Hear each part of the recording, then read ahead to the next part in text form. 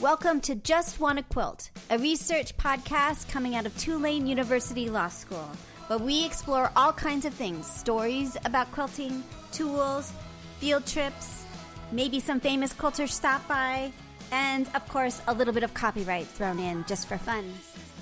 I'm Elizabeth Townsend Gard, your host. I'm a law professor at Tulane University Law School and a LePage faculty fellow at the business school here at Tulane.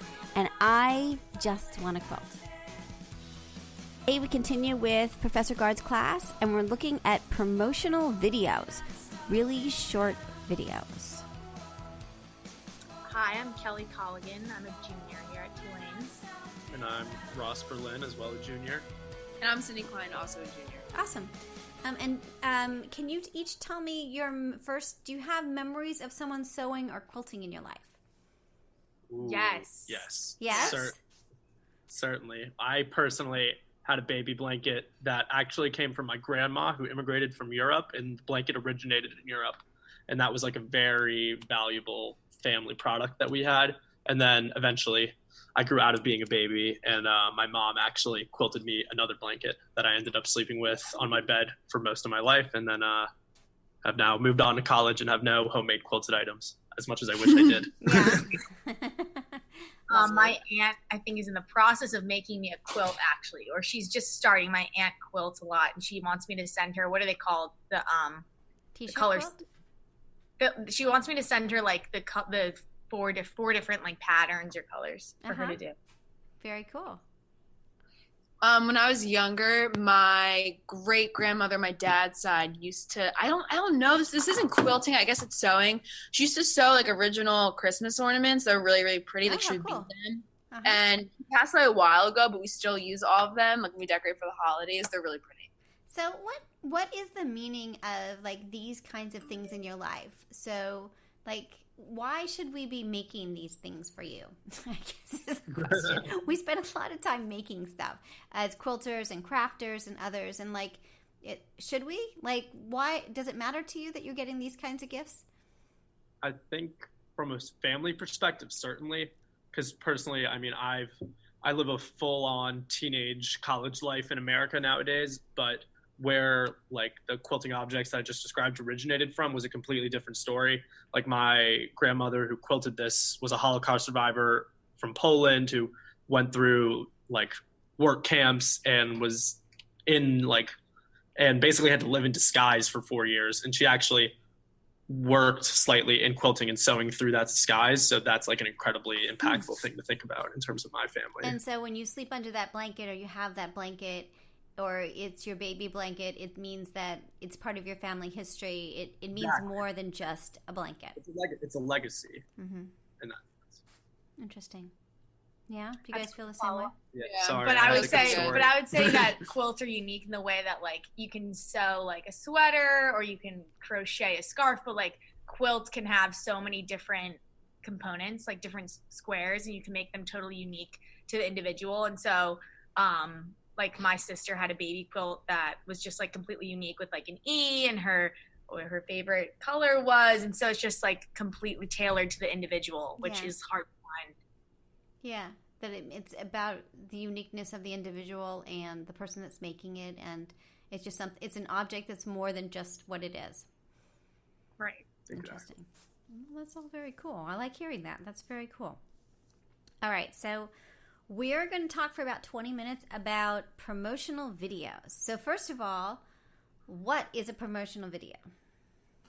The short definition is a short video that promotes or advertises a product or service. Okay, so that's the technical definition, but basically it's these videos that tend to be 30 seconds to 2 minutes long that are released either on TV, but typically more online digitally, that are either introducing a company, introducing a new product, or increasing awareness for a brand, trying to get a message out, or even just entertain people to sort of open their eyes to a company or brand.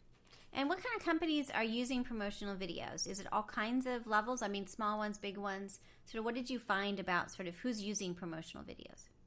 I'd say that typically, or in the past, typically promotional videos have been used a lot for like makeup and a lot of feminine needs and things like that, or feminine gifts. But now pretty much every company, I'd say, uses promotional videos to their advantage because they become so accessible and because they become so like such a necessity in such a like digital age. Now, are these like highly produced, or are they more like with the sort of the casualness of social media? Like, how much are they being like produced versus sort of like informal kind of Facebook Live stuff or Instagram stories or something like that?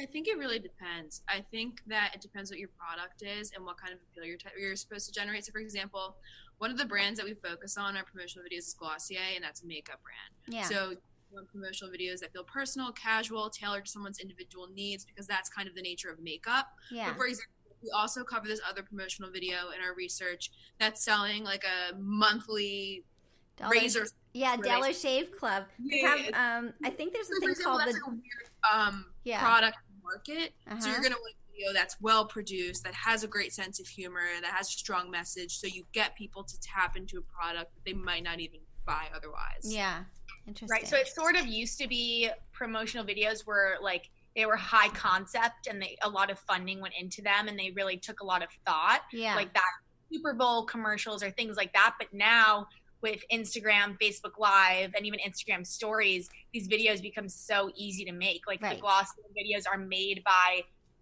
young females primarily, who are at their homes using their iPhone and not even a tripod, just putting their iPhone against a mirror and filming it and editing it with a simple free app. With a simple free app. They're just like putting together, editing it and sticking it up. And then are they like, do they just like, who are they having do these videos? So are they just like regular people that are like making the videos, or is it a company thing, or what are they? It depends on sort of the platform or the company. But for example, Glossier, they actually have like hundreds of brand reps who are girls who apply to be representatives, and some are paid and some aren't. And they're just like, for example, one that I have looked into is like a flight attendant. And so she has her own profile, and it only provides her first name on the website, but it says, this is May. She's a flight attendant. This is her routine when she's going in between flights from city to city, and it'll show her 3 favorite products, and it'll show her applying them. So it's really personal and easy to view, and there's hundreds of those. That's really interesting. So interesting. Very interesting. And so they're using a combination of volunteers or people that are just excited to get the product and professional. So how important is the sort of the brand ambassador or the brand people that are just using your product that you're giving free product to versus like, is that a thing? It seems like it's a thing. So in a way, so you have these brand ambassadors that are set up through programs like what Glossier has, where you can basically sign up to rep the brand and you've been basically deemed as a certain level of influencer that like basically validated to show off this brand. But there's also an incredibly interesting secondary form of marketing within promotional videos, which is people just taking videos of things that happen to have certain products in it. And videos have become such a standard in our society. I know often our generation gets dubbed like the Snapchat generation, where you want to have everything that's going on right in front of you documented and showed all around to other people. And just because of the way information spreads like that, you end up with a ton of this secondhand marketing happening from people like me or my companions here who aren't even, I mean, we're not hired brand ambassadors or marketers. We're just normal people who consume like our peers. And the good example of that is YouTube. Like there are these YouTubers that are not paid or are not told what makeup products to use in their daily routine, but they use them and review them. And that is how Glossier really rose to power, because YouTubers were realizing that these products were pretty inexpensive and they were yielding like a dewy and natural looking result. And that's how they got so big, was by relying on actual people. Like actual people created the products who were makeup goers, not a big company like not a big company. You just so people. So that's really interesting. Because we're starting to think about, so we want to do something with the Quilting Army. Our Quilting Army is almost at 1,800, which isn't huge, but 1,800 people on our Facebook group, and strangely not the same group that's listening to it's a crossover, but it's like one group is listening to the podcast, and then there's another group that's kind of part of this group. And so we want to start to experiment with creating ambassadors, quilting army ambassadors, to just experience what that is exactly, and sort of what you can do with ambassadors, how it works, what it is. And promotional videos, I suspect, will be part of that too, of their experiences with different brands and different things, and what they think about it. So help me think this through in terms of what makes it like the idea of an army, which is what Glossier did, right? Is that they created this own army of regular people and not regular people. How would you strategize with that? How would you begin to do that? Do you have any ideas about that? Yeah, I think the crucial part about like the Glossier type model is the DIY or do-it-yourself nature of the videos. And the thing that we've learned in our study of like the entire industry of promotional videos, whether it be from a bigger corporation or a smaller startup, is that relatability is one of the most key things. You want the user or the consumer to relate to a particular sentiment, emotion, or sound, whatever, or visual, whatever it may be in the video. And specifically in the example of like a quilting army, where everyone is clearly invested in the idea and just in the activity, whether it's something they do leisurely or for profit, you have such an easy capability of people to show off exactly what they're doing. Basically a do-it-yourself quilting ideal, which could spread very quickly, I think, because who doesn't want to show off their talents and interests? Right. So interesting. So I'm so intrigued. Okay, so let's talk about the top 3 that you found in promotional videos. Let's go back to Dollar Shave Club. Tell me what you liked about them. I can talk about it, I guess, because I actually did it. I presented on it in a marketing class, because actually this video, which only costs $4,000 to produce, the CEO is actually a prior film and production student, and at I think it was USC or some Southern California school. And so he hired his friends and his ex-colleagues to do this video for such a low price. And he really planned the whole video out, and he knew his target audience, which is the most important part. And that's the most important part when you're making a video that's trying to establish your brand and establish your product. Whereas Glossier, your target audience, it can kind of change and grow as you change your products and whatnot. Like, for example, they added a perfume and they're adding mascara, and so that will change their market. But Dollar Shave Club didn't have a market, and they were just an online startup. And so they needed to appeal to this young male guy who doesn't know what the heck razor to buy, because there's so many advertisements, and he doesn't want to go to the store and unlock the box, and he wants it easy coming to his house. And this video that was like a minute 30 launched DSC into a multi-million-dollar company pretty much over a few months. And so it was solely because of the video. Amazing. I'm sure they provided great customer service, and I'm sure they executed all their operational activities great, but it all started with the video. Yeah, amazing. So interesting. All right, tell me about OxyClean. You also have OxyClean on here. So yeah, I can talk about that one a little bit. So I think that this video's primary effectiveness is the fact that it's incredibly brief, one, and it's a little bit ridiculous, but that kind of works. So like the product's kind of built around Billy Mays' personality. Like if you kind of like remember like a lot of like, do you remember Billy Mays' commercials? Yeah, it's like a thing. He was like the big infomercial guy, right? Yeah, he just like screams in your face. Yeah. And it's kind of ridiculous, but the fact that you have this huge personality screaming about how a product works, and then you have visuals that emphasize, yes, this product does work. So, oh, look at OxyClean, just be fantastic and get rid of these stains.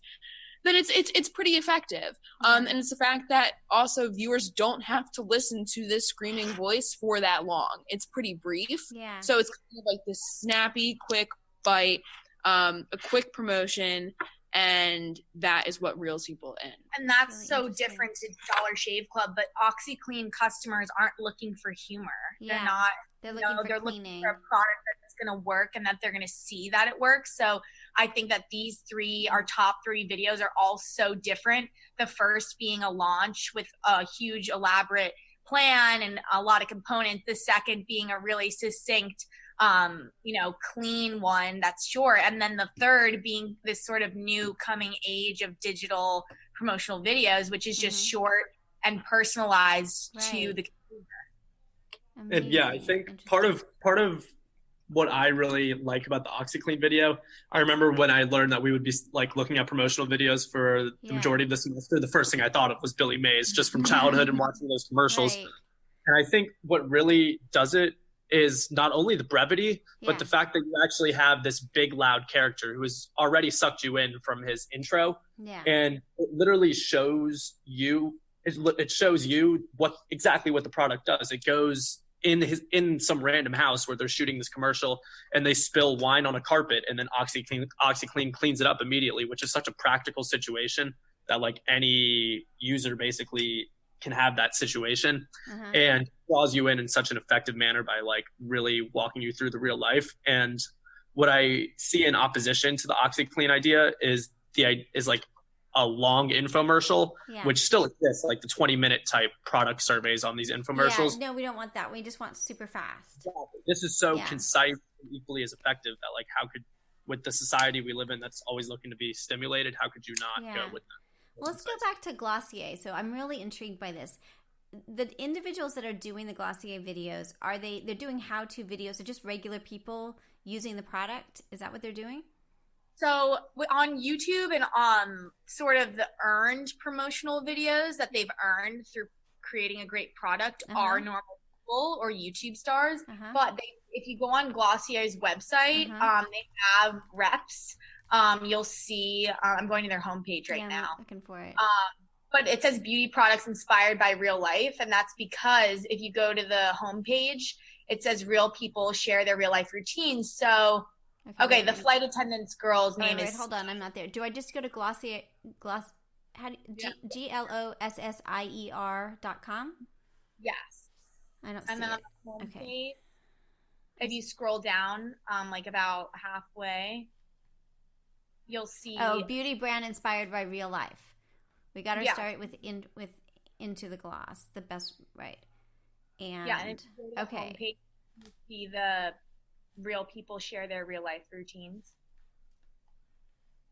Beauty in real life, right? Yes, right. And so it's different people doing different things. Yeah, and so one of them is a Glossier partner. So that's going to be someone who's a rep of Glossier. So they applied to be a partner, and I'm sure they get either monetary benefits or product benefits. I have a feeling it could be product benefits because people would definitely just do this to get their products if they're paying for them anyway. But then this girl named Tanisha is a customer since 2017. So this was a customer that submitted a review. Glossier saw it and was like, wow, this really represents these products well. Interesting. Into sort of a how-to. Interesting. They're amazing. They're really, we're going to have to try to interview them. It's and they so have interesting. Shade that the girl uses. So it's really just like, it makes it seamless and it makes it so easy for you to purchase these things, like add these 4 items to your bag. So these aren't the videos, but if you go to Glossier's Instagram, which is where they release a lot of their videos you can get if you have an Instagram online, you'll see that these videos are done by primarily reps that review like Lid Star and the lip glosses, and I think we used the link we provided is for the face wash. So this woman has a bunch of makeup on her face and she has a quick montage of her removing it with the face wash. That's really interesting.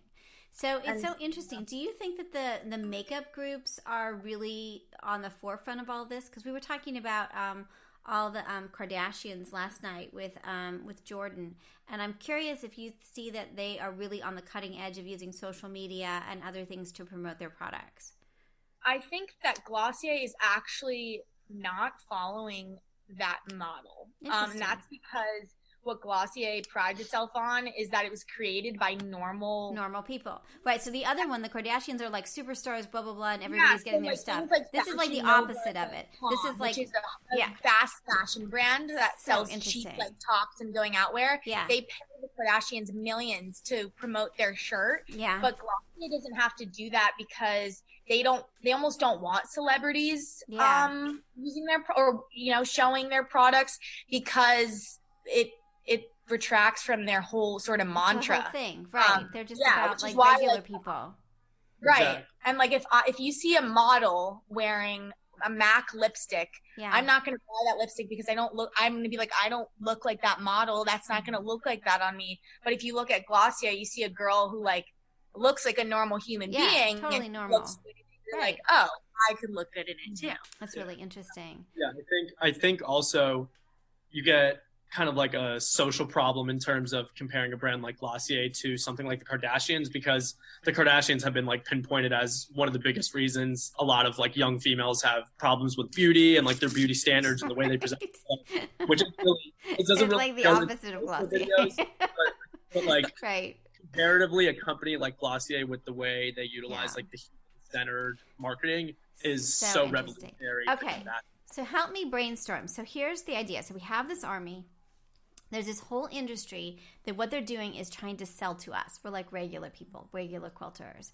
And my sort of strategy on my sort of entrepreneurial hat is like, well, instead of selling to us, which is what they're doing all the time, right? We're the audience, is that we should have some sort of cultural capital on our own. That if we're like a group or a thing, then it seems like we have a little bit of power, buying power, earning power, influence, something like that. That we're not just, quilting is still very much like top down, like, oh, here's a new product, you guys should buy it.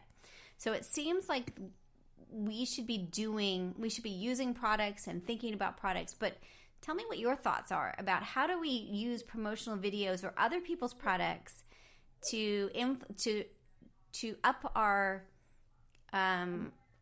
visibility, I guess. So my question is, what is it that you want to sell? That's a good question. Well, so far we're not really selling anything per se, right? So we are kind of building the brand. I mean, I think it's the podcast. I think having people listen to the podcast and getting good, strong numbers so we can do partnerships or sponsorships. I think also we might eventually have some sort of store where the things that we like, we can purchase them or something. What if you did something kind of like Etsy where you had people like, so like let's say someone wants like an original quilt design, or they want some type of or they want to purchase something, and they can solicit your community, hey, I'm really looking for this, like I want to give this to someone as like a baby shower. That's a really great idea. And then you can have like a collaborative chat. I'm like, oh hey, I actually made a quilt like this. Oh cool, can you make that for my cousin who's having like a baby boy? Right. And then so like a place to come and like find somebody to help make something for you that's more personal. That's a great idea. Yeah, or you could even have users set up their own individual stores. Yeah. Like very informal, like upload a picture, hey, this is what I just made. I could sell it for like, I mean, I don't know how much you sell quilts for, probably very expensive. Yeah. And then it becomes kind of like this very informal marketplace network that kind of keeps the integrity of what like your original brand is. The fact that like it's familial, it's personal, but still like at the end of the day, you can make a product off it. I don't know how you would generate revenue from that. Like maybe you get like 10% of whatever. Yeah, what we're looking at is kind of a co-op or a consignment shop kind of thing online that does exactly that kind of thing. And we hadn't thought about the kind of soliciting, hey, I need a baby gift. Anyone, I need a baby gift for a boy and it's due in 2 months or whatever. That's a great idea. But the idea is that we'd host the platform and then we would take about 20% of whatever they were making. So, which with consignment shops is pretty good because usually it's a lot higher than that. We had like actually studied a very similar type website from what that sounds like in our digital entrepreneurship class with your husband, of course. Yeah. Where we said it was open cycling was what it's called. called. Oh, right. He's waiting. I forgot about that one. Yeah, let me look. Tell me what he taught you. But just like comparing what Sydney was just saying to what that was, it's almost like half just a home for people who are interested in the topic to like gather information about people, and like it's in a way it's a bit of like a biker nerd hub, but at the same time people also have the ability to sell off whatever extra accessories or full bicycles they have, so it's like half marketplace, half just general information stop for people who are interested in a way. I could see a very similar thing working. I think that's great. I think it is kind of a quilting nerd hub of like ways to like so selling things in a variety of ways. I think like the idea we just kind of laid out, both the wholesaler cheap like supply of fabrics and threads and everything, and what we were back to saying just like a place where the people can gather in many ways is like a for the people by the people type ideal, which I think is an idea that's becoming incredibly popular. There's one, they sell shampoo, they do it at cost. Wait, what is that? I don't even know what that is. Do you know what that is? It's like, do you know that one? I don't remember. It's like shampoo. It's like a whole company. Their whole thing is like we're not even we're just giving it to you at cost. It's like, how do they do that? How do they make money? That just like, how do they make money from that? Somehow. I think that they have to I mean, I don't know. My thought was like they must be putting in their profit margin into their cost. Like, I mean, I think I don't know. But it's this whole thing. It's like I don't know. It's not called Naked, but it's like but it's like a whole thing.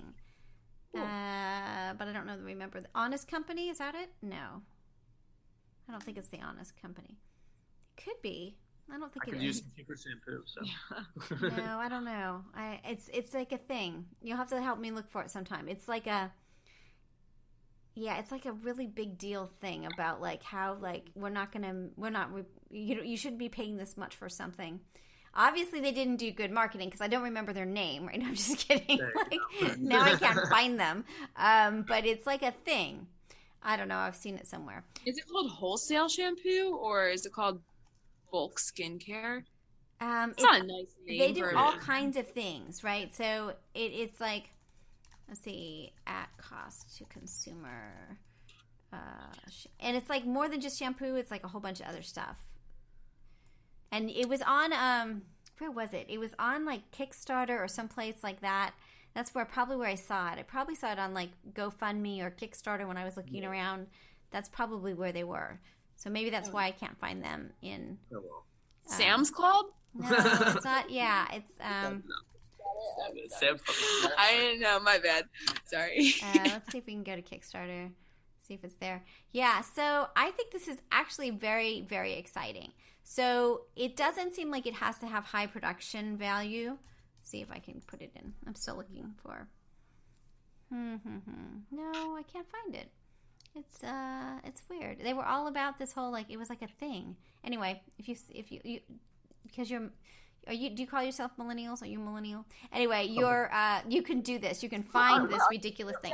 It's like this whole like you're not going to have to pay a lot anymore for all the most basic things. Maybe it's called basic.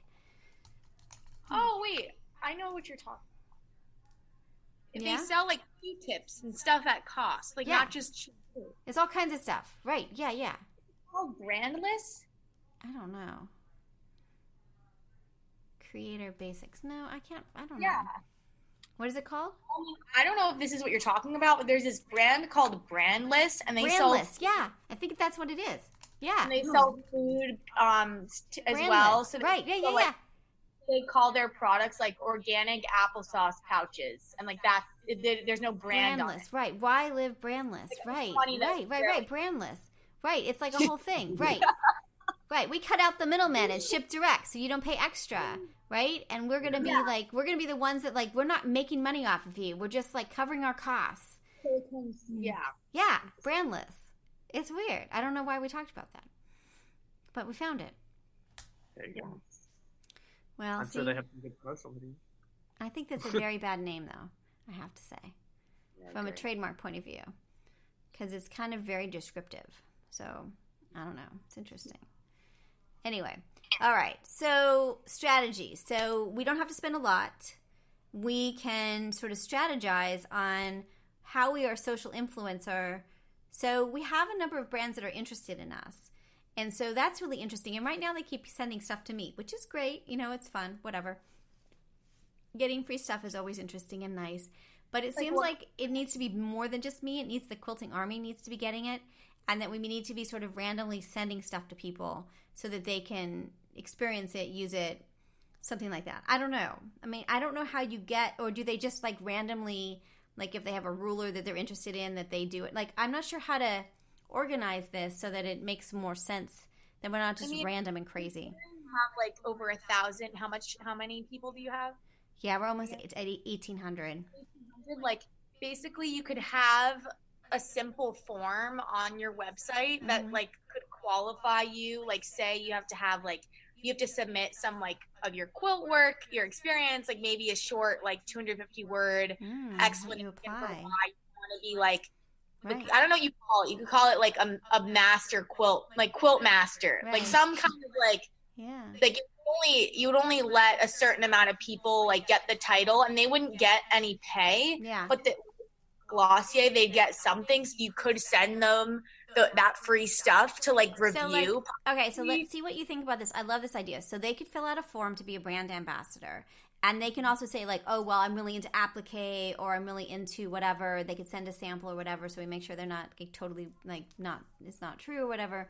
But they apply, and then when we contact these companies to be on the show, that they send product, and that we also have them send product to some of our brand ambassadors, so that if it's a particular kind of book, we're like, oh, and we need 2 or 3 of these to our different ambassadors, and they'll also be making videos or using it.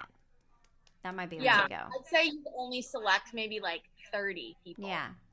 A minimal amount. And in a way, it's a great appeal to the companies that you're already talking to. Yeah. Because you're, hey, not only can you come onto our podcast and we can expand you as a brand like that, but you get this entire network of videos of people using the materials directly from these brands. And like I was just talking about before, it's that idea of secondhand marketing where it's like the brand name gets thrown around enough. Hugely. And that the Quilting-Army is sort of experiencing this thing this week, and that there's a whole bunch of people, and that the video, so you get the people with the videos, and then you also get the podcast coming out, and then probably likely that they would ask for like a coupon, so that they would also have a coupon code that's the Just Wanna Quilt coupon code, so that they know that they put that in and that brand will give them 10% off or something like that. And in a way, it's like when I think about the media companies and the brands that I follow, it's like kind of what you were laying out there. It's like a 4 to 5 day structure that you can repeat over and over and over again, where it's like day 1, we're going to have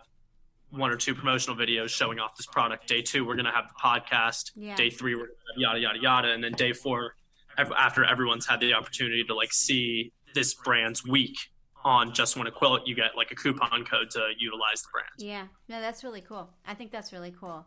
Yeah, I mean, it shows the power of the Army, and that's kind of what we're trying to do, because it feels like if we can show that not only are we we're listening and that they can do, but that they should invest in us because we get their brand out there in a really interesting way.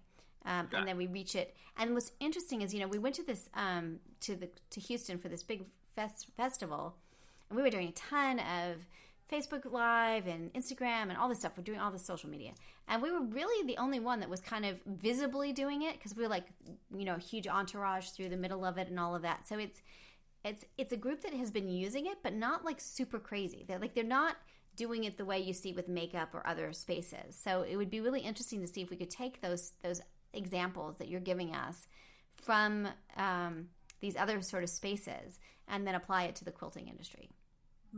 Certainly. Okay.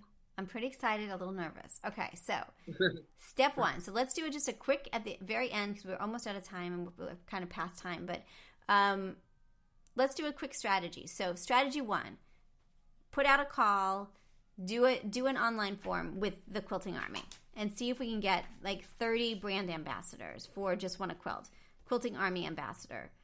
That's the first thing. Step 2, talk to brands and see if there are a couple of brands that we sort of can strategize and try it with.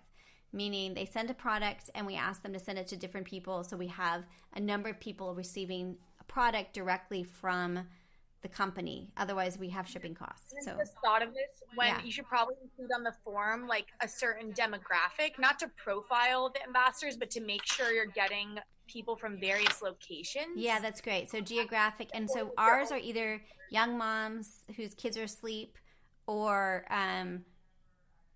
semi-retired or retired women, or like women my age and older, and then the others. So the all kinds of people quilt. But oftentimes they're not included. So again, making sure that, as you said, the demographic is a strong demographic that isn't just one thing. That's good. Okay, so be careful of the demographic. Okay, and then choose a couple of brands that would be willing to play with us and see if this works, this model works, and then do it all. And then do it on Facebook and Instagram and sort of all, probably just those 2, right? Yeah. I think in terms of the logistical aspect of it, the one thing I can think of that's very important. And maybe YouTube. Yeah. When you bring on these ambassadors, you have to basically bind them to producing, to not only using the product, but like producing a video about it that's going to be effective for you. You can't. Yeah, it's really interesting. One of the things I'm really curious about is like, what if they don't like it?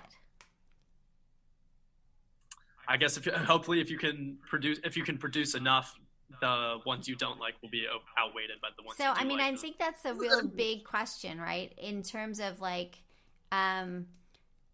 yeah. So I mean, I think they can experience it, and the question is sort of what we do, what is consistent, because it seems like Glossier is going out and finding people using their videos, but they're picking. Do you know what I'm saying? Like that's my biggest worry, is that people are going to be kind of bitchy about something for some reason, and then that's not good, you know? Yeah, that makes sense. But I guess the purpose of Just Wanna Quilt, from what it seems to me, isn't to endorse any specific brand, but it's just to the quilting world. So I guess experiencing it. Yeah, and that's the experience. Some good, some bad. Some good, some bad. That's how it is about it. Okay, I could go with that. And as long as we're like kind about it, right? Like you're not like mean. I mean, that's our number one rule, is just kind of general kindness. So you don't have to be rude and awful. Like tons of like I've seen YouTubers like try out. It'll be like a Glossier like haul, and they'll try 10 products, and like 3 of the products they'll be like, oh, this isn't worth the money. But Glossier, it's still beneficial.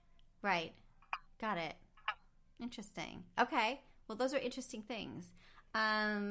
Well, this is making me very excited. This is very cool. I can't believe you guys did such a good job. It's really cool. Well, I can't wait to see how we implement this stuff.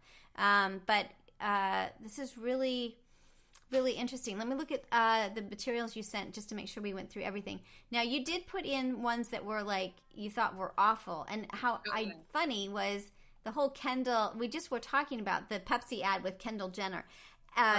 With another group, and that clearly was like a moment of like everybody thinks that's terrible, which I think is really interesting, because it trivialized stuff, as you said in your comments. It was inauthentic. It was all these things, and it seems like right now, at least for promotional videos and just life in general, an authentic life is really what people want. Do you feel like that's true? And that comes from individually tailored videos as well. So even like this is totally unrelated, but even if you have videos on your website that are from like your users or from the people in your quilting army, like that's what people are looking for. Like voice can tap into individual networks, or where people look at a video and they feel like they're being talked to directly. It's like when you look at like that Kendall Jenner video that's clearly insensitive. Really just designed to use some kind of fancy face to promote a brand without much thought. Like that just does not work. Yeah, it's interesting, isn't it? Huh. Not something with quilting. I don't think you have to worry about that. Yeah. We don't. You never know. I don't think so. It's so interesting. So interesting. Okay, anything else that we should, impediments, anything, volume? You said the biggest issue is volume. Well, yeah, I think going to look at the impediments, going back to what we said earlier, the biggest issue is the fact that there is so many videos out on the web, and it's very easy for videos to get lost in just the pure volume of stuff that is out there. But at the same time, the volume works in favor of companies, because if you're able to like create consistent content, then it'll consistently get out there. There's a huge platform and audience for it. Yeah. Did you find that it was that they're putting intros and outros on the videos, or are they just posting the videos? Just posting. Yeah, they're not worrying about intros, and the shorter the better they found. And they found that videos like even Dollar Shave Club, that was released I think in 2012, which was 6 years ago, and that was a 2-minute video, and they're saying that today it wouldn't have been as effective. It would have needed to be like a 45-second video. Interesting. So it's getting shorter and shorter, so that's something to keep in mind. You do want to keep it as choppy and concise as possible with the volume. Interesting. I love it. Okay, Great. Finally, look. Do you think that we need a certain look? Like we ask them to wear the colors of our things, or have a T-shirt or anything that like kind of marks us as Just Wanna Quilt, so that people know that there are videos? What you can do is, what a lot of people do is insert a logo or something in the bottom left, a tiny square logo that stays for the entire video. That way it's not affecting your duration, but it's still there, but it's subtle. That's something that I think would be effective for you guys, just because you don't want to have your people in charge of that. You don't have to worry about them wearing a T-shirt or something. If they want to, great, but it's about their individual experience. So just using a graphic, I think, would work. Okay, cool. I'm really excited. I want to do it right now. This is really cool. This is so funny. We were just having a meeting about brand influencers and what they are, and I was talking to a really gargantuan company about potentially having us as their brand, having us JustWannaQuilt as a brand ambassador. And I was trying to explain to them that you don't get just me, you get a whole bunch of us. And so being able to start to show what this means is to have this army that is looking at stuff and sort of immersed in it. I think this is really great. I'm just so excited. This is very cool. Okay, well, we're going to have to keep you, you'll have to keep checking in on us. Join our Facebook group so that you can, I don't know if you're on Facebook, but join our Facebook group so you can kind of weigh in as we go. This is very cool. I am really psyched. Anything else? Thank you so much. This is so much fun. You guys are amazing. I think you guys did such a great job. And I'm really psyched, and I can't wait to air it and have people get sort of what we're doing. It's really cool. I think it's so awesome. All right. Cool. Thank you so much. All right. Have a good night. Take care. Good one. Bye, yeah. Bye. So you've been listening to Just Wanna Quilt, a research podcast coming out of Tulane University Law School. And I'm Elizabeth Townsend Gard. If you like this podcast, keep listening. Also, we have a Facebook group. Come join us. We talk about a lot of things. We also have an Instagram account. And of course, most importantly, I really hope you get a chance to quilt today.